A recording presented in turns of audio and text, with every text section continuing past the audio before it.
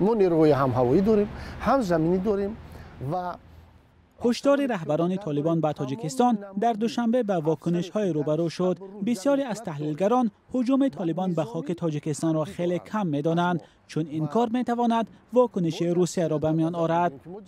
اگر آنها اینقدر نیرو قوایی که می‌داشتند، اونا الکی تو این دوشنبه را می‌آمدند. اونا همون سرحد گذشته نمی‌توانند. این سرحد اودکبه است.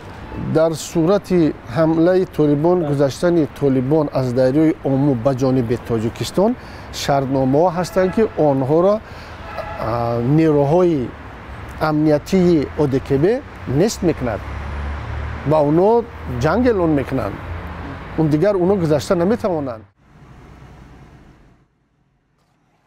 مقامات تاجیکستان در رابطه با ارسال نیروهای طالبان به نزدیکی مرز رسما واکنش نکردند. تنها یک مقام نیروهای مرزبانی تاجیکستان در ولایت بدخشان با شرط ذکر نشدن نامش به رده آزادی خبر ارسال هزاران نیروی طالبان را واهمه خواند، ولی او گفت آنچه را که در آن سوی مرز می‌گذرد با جدیت پیگیری دارند. تاجیکستان از کمترین کشورهای منطقه است که آشکارا به حکومت طالبان مخالفت دارد. برخی تحلیلگران میگویند با اظهارات‌های پی در پی رئیس جمهور تاجیکستان چنین واکنش طالبان پیشگویی شونده بود.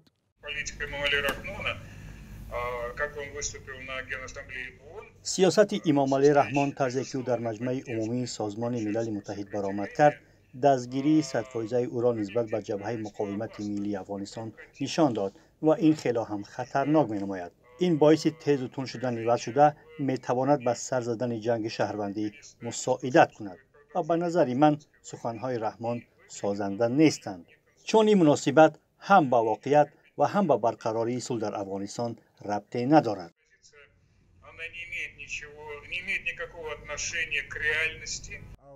با این همه کارشناسان همصحبت رادیوی آزادی گفتند هشدارهای طالبان به احتمال زیاد در همان سطح اظهارات میماند و نباید منتظر حمله این گروه به تاجیکستان شد. هرچند طبق خبرها گروه انصارالله که از حساب شهروندان تاجیکستان تشکیل شده است در هیئت طالبان است.